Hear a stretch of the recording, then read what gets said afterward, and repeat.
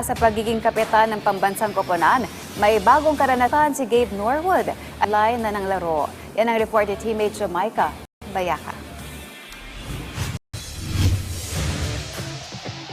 From this to this, mukhang may bagong career path na nga para sa former Gilas Pilipinas team captain na si Gabe Norwood.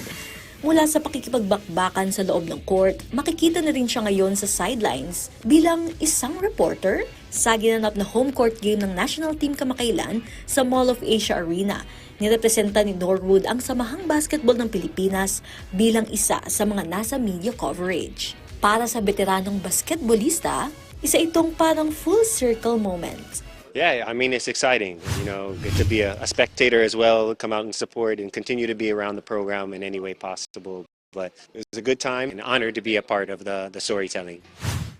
Bukod sa pagiging depensang haligi ng national team sa loob ng halos 2 dekada, may isa pang side si Gabe na hindi alam ng lahat. Nakapagtapos lang naman siya ng journalism degree sa George Mason University sa United States. Kaya naman hindi na rin bago sa atleta ang pagharap sa kamera at mikropono. Minsan na rin siyang nag-cover ng ilang mga laban sa PBA.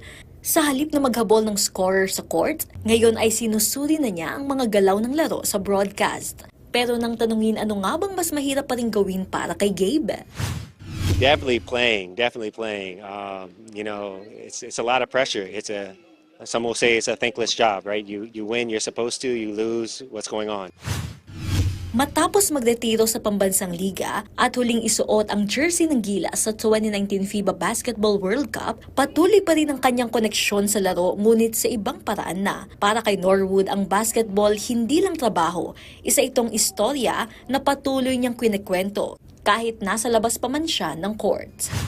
Yeah, I hope to just continue to be a good storyteller, to be the voice for some of the guys that are kind of quiet, being able to pull those stories out and also continue to bring joy to the country through the game of basketball.